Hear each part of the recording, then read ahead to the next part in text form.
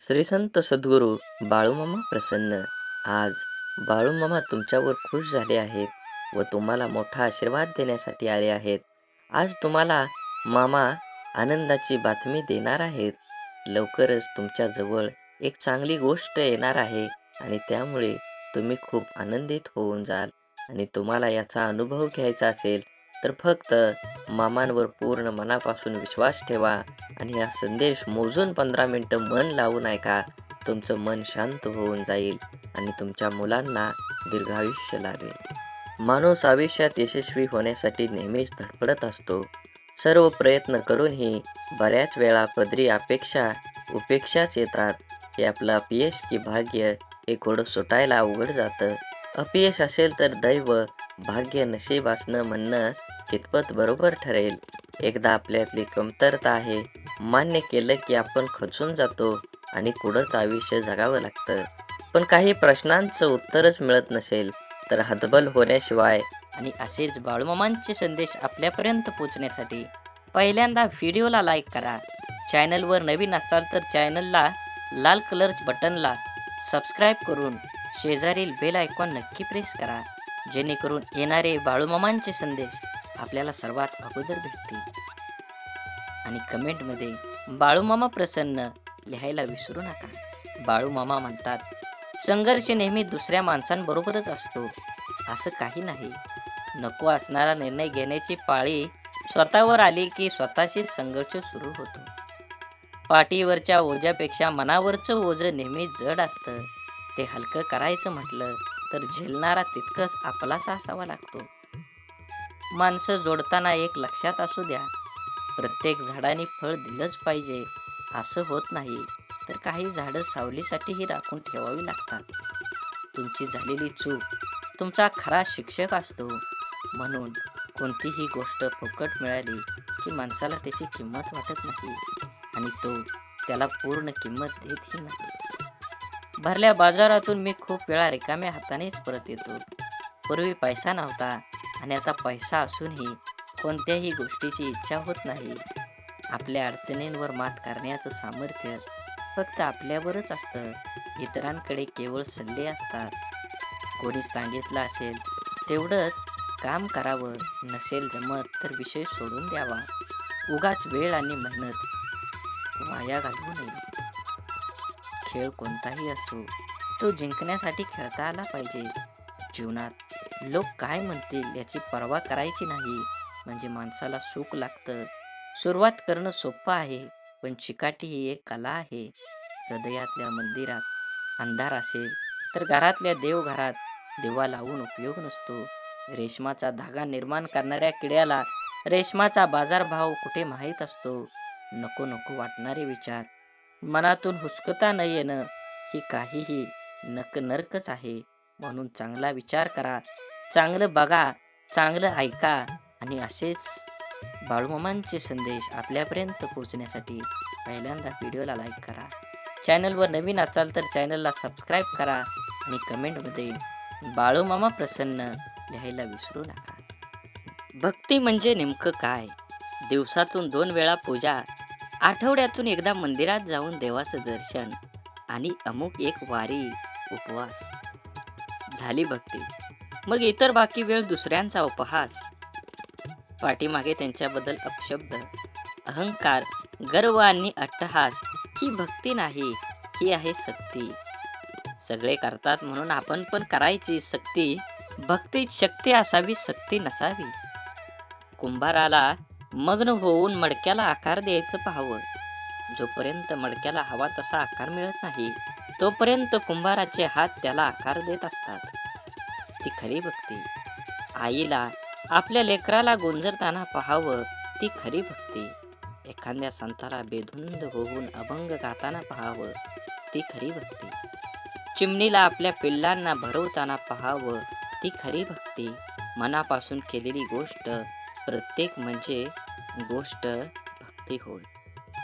अहो, ज्याने संपूर्ण सृष्टी निर्माण केली त्याला जाऊन माणसं हे काम झालं तर तुला अभिषेक करेन किंवा आणखी एक देणगी देऊन लालूच दाखवतो, त्याला भक्ती नाही म्हणत.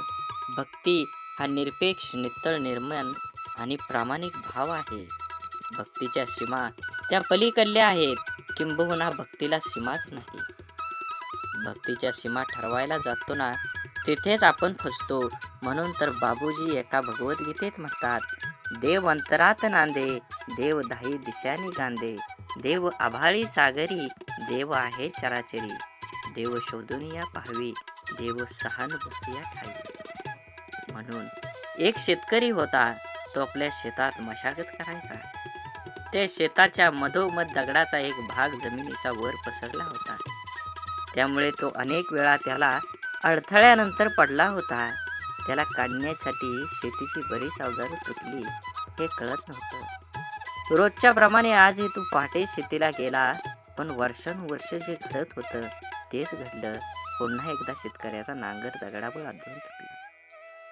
शेतकऱ्याला खूप राग आला आणि त्यांनी मनात विचार केला की आज काही झालं तरी हा खडक जमिनीतून काढून या शेताबाहेर टाकायचा. त्याने लगेच धावून 2-4 जणांना बोलवून आणि सगळ्यासह त्या दगडापर्यंत पोहोचला. मित्रांनो, शेतकरी म्हणाला, हे बघा, जमिनीतून बाहेर पडलेल्या या खडकाच्या भागाने माझे खूप नुकसान केले आहे आणि आज आपण सर्वांनी मिळून तो मुळापासून बाहेर काढायचा आहे. असं म्हणून तो फावड्याने दगडाच्या काठावर मारू लागला. पण काय, त्याने 1-2च मारले आणि संपूर्ण दगडातून बाहेर जमिनीतून बाहेर पडला.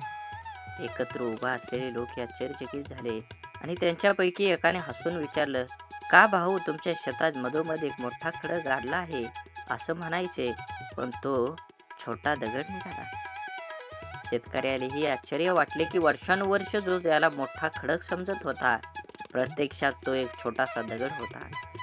आधी काढण्याचा प्रयत्न केला असता तर एवढा त्रास सहन करावा लागला नसता आणि मित्रांसमोर आपली चेष्टा केली नसती, अशी खंत त्याने व्यक्त केली.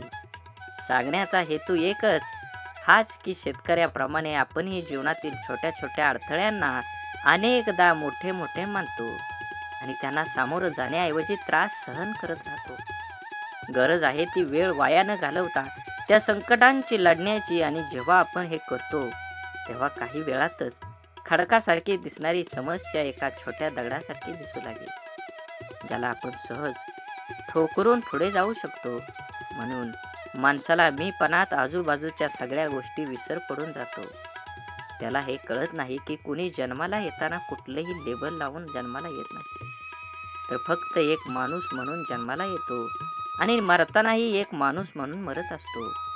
तेव्हा आपण जिवंत असताना आपल्यातील माणसांना कधी कधी सोडचिठ्ठी द्यायची नाही, कारण शेवटी तुम्ही एखाद्या पदावरचे अधिकारी किंवा विविध कार्यातील गुणवंत म्हणून कसे आहात यापेक्षा तुम्ही माणूस म्हणून कसे आहात हे जास्त महत्त्वाचं असतं.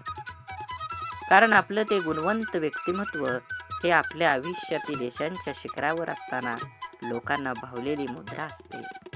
त्या काळात आपल्या हाती सत्तेची दोर असल्यामुळे सगळेजण आपल्याला मान आदर देत असतात. आपल्याला प्रत्येक गोष्टीला अतिशय युक्तीने दाद दिली जाते. अगदी आपली माकड चाळे सुद्धा लोकांना हनुमंतांच्या सूर्यबिंब गिळगीपर्यंत गेलेल्या झेपेपेक्षा महान वाटत असते. परंतु इतिहासाचे धडे खोकून खोकून सुद्धा आपल्या हे लक्षात येत नाही की सगळा मामला भाटगिरी, हुजेगिरी, चमकेगिरी असते. जसं जगन्नाथाच्या रथाखालून जाणाऱ्या कुत्र्याला सारे लोक मला नमस्कार करतात असं वाटतं, पण रथ डोक्यावर बाजूला होताच पाठीवर काठी बसते आणि सत्याची जाणीव होते. तसंच आपलं होत असतं. तेव्हा या ठराविक कालमर्यादेत मर्याद असणाऱ्या तथाकथित मोठेपणांच्या ओळखीची हाव धरण्यापेक्षा शेवटच्या श्वासापर्यंत साथ देणाऱ्या आपल्या प्रामाणिक माणसाला अंतर कधी द्यायचा नसतो. म्हणून जीवन जगत असताना जीवनाचा आनंद घ्या, किंबहुना तुम्ही तुमच्या जीवनाचा प्रत्येक क्षणाचा आनंद घेतलाच पाहिजे. जीवन खूप सुंदर आहे, जीवनाला एक वळण दिलं पाहिजे. मोत्याच्या हारापेक्षा माणूस घामाच्या धाराने शोभून दिसतो, कारण मोत्याच्या हाराने श्रीमंती दिसते, ऐश्वर्य दिसत नाही. परंतु कष्ट करून घामाच्या जोरावर जे ऐश्वर्य प्राप्त होतं त्यामध्ये त्यांचं कर्तृत्व चमकत असतं. पावसाचे छोटे छोटे सतत पडत राहून ज्याप्रमाणे एक मोठ्या नदीला जन्म देतात, त्याचप्रमाणे आपण दररोज एकमेकाला पाठवलेले चांगले विचार सुद्धा जीवनात मोठे परिवर्तन घडवू शकतात. आयुष्य शांतपणे जगण्यासाठी मनाला अस्थिर करणारे असंख्य विचार थांबविता आले पाहिजेत. प्रत्येक शर्यत जिंकण्याआधी कठीणच असते. फक्त हार मानू नका. ज्याच्याजवळ स्वच्छ मन आणि निस्वार्थ असं माणुसकीचं धन असतं, त्याला प्रसिद्ध होण्यासाठी कोणतेही पद व पैसा अथवा प्रतिष्ठेची गरज भासत नाही. मोठे निर्णय घेताना भीती वाटणं चुकीचं नाही, परंतु भीतीमुळे मोठे निर्णय न घेणं हे खरंच चुकीचं आहे. प्रश्न होता, वजन वाढल्यावर काय करायचं? देवाचं उत्तर आलं, शरीराचं वाढलं असेल तर व्यायाम कर, मनाचं वाढलं असेल तर ध्यान कर आणि धनाचंच वाढलं असेल तर दान कर. त्या कलियुगामध्ये सर्वात श्रेष्ठ काय असेल तर ते दान आहे आणि दानामध्ये सर्वश्रेष्ठ काय असेल तर ते अन्नदान आहे. जेवढं आपल्याला होईल तेवढ्या परिस्थितीनुसार आपल्या समोरच्या व्यक्तीला अन्नदान केल्यानं फायदा होतोच होतो, पण पुण्याचं पारडं वाढतं आणि आपल्यावर हे देवाचे आशीर्वाद कायम राहतात. फुल नाही फुलाची पाकळी माणसानं दान केली पाहिजे. आंधळा माणूस एका मंदिरात गेला. मंदिरात दर्शन घेत असलेले लोक त्याला मागून म्हणाले, दर्शनाला आलाय, देवाला बघू शकणार का? आंधळा म्हणाला, काय फरक पडतोय? माझा देव तर मला पाहतोय ना. दृष्टी नसली तरी चालेल, पण तुमचा दृष्टिकोन चांगला पाहिजे, तर तुमच्या जीवनात विचारांचे पुष्प उमलते. आपला स्वभाव शांत व संयमी असणं सर्वांच्या दृष्टीनं हिताचं असतं. सतत चिडचिड किंवा तापटपणा चांगला नाही. त्याचा इतरांसोबत स्वतःला पण त्रास होतो. समोरच्या व्यक्तीचं बोलणं किंवा कृती एखादी परिस्थिती शांतपणे हाताळायला आली पाहिजे. त्याविषयी प्रतिक्रिया देताना संयम दाखवला पाहिजे. आदळआपट करणं किंवा अखंड तांडव केल्यानं प्रश्न सुटत नाही. उलट परिस्थिती जास्त बिकट होते. पण काही प्रसंग असे असतात की तिथे संयम ठेवणं किंवा शांत राहणं अयोग्य ठरतं. तिथं कसंही करून परिस्थिती आटोक्यात ठेवणं खरंच खूप महत्त्वाचं असतं. म्हणून परिस्थितीची झगडून पुढं आलेली माणसं नेहमी जपली पाहिजेत. कारण जीवनाचे तत्वज्ञान ती माणसं फक्त शिकलेली नसतात, तर जगलेलीही असतात. कडकडून भूक लागली की चटणी भाकरी पुरेशी असते आणि भरल्या पोटी पंचपक्वान्न ही नकोसं होतं. तेव्हा योग्य वेळी जे मिळतं ते आपलं म्हणून स्वीकारून जीवन आनंदाने जगलं पाहिजे. जो सत्याच्या मार्गावरून चालतो त्याला अडचणी खूप येतात, परंतु देवाची त्याचे नाव बळू देत नाही. प्रश्नांपासून नेहमीच पळता येत नाही. कधी ना कधी ते पळणाऱ्याला गाठतातच. पळवाटा मुक्कामाला पोचवत नाहीत, तर मुक्कामाला पोचवतात ते फक्त सरळ रस्तेच. मौन आणि हास्य या दोन्हींचा उपयोग करा. मौन आपलं रक्षा कवच आहे आणि हास्य स्वागताचं द्वार आहे. सूर्य पूर्वेकडे उगवला की सूर्योदय आणि पश्चिमेकडे गेला की सूर्यास्त. माणसाचं पण असंच असतं. समोरचा माणूस तुमच्या मनाप्रमाणे वागला तर तो चांगला आणि मनाविरुद्ध वागला तर तो वाईट. जीवनाच्या अडचणी कितीही असोत, चिंता केल्यावर त्या वाढतात, शांत राहिल्यावर त्या कमी होतात आणि संयम राखल्यास त्या नक्कीच संपून जातात. हवेची पण काय गंमत असते ना. चाकातून गेली तर चाक पळत नाही आणि डोक्यातून गेली तर चांगलं वाईट कळत नाही. लहान मुलांचे संस्कार देण्यासाठी आजी नावाचं विद्यापीठ घरी असायला हवं, वृद्धाश्रमात नाही.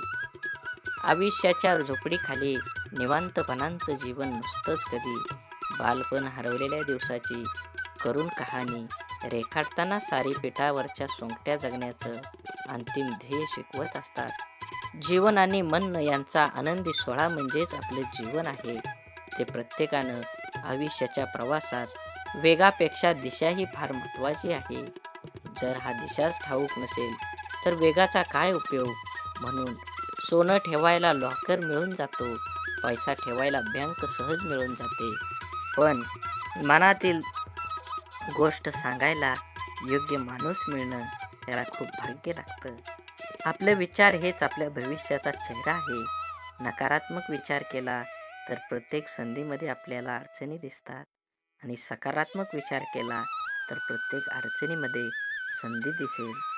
जेवढी मोठी स्वप्न असतात तेवढ्याच मोठ्या अडचणी पण येतात आणि जेवढ्या मोठ्या अडचणी येतात यश सुद्धा तेवढंच मोठं मिळतं. मळलेली प्रत्येक नोट ही जरी दिसायला खराब असली तरीही तिची किंमत बाजारात असलेल्या नवीन नोटी इतकीच असते. म्हणूनच माणसानेही आपल्या मनमोकळेपणावर कमीपणा घेऊ नये. व्यक्तिमत्वाला आणि स्वभावाला न शोभणाऱ्या भूमिका नाईलाजास्तव साकारायला भाग पाडणारं अनियंत्रित चित्रपट म्हणजे आयुष्य असतं. विचारांच्या शक्तीचा भविष्यावर परिणाम होत असतो.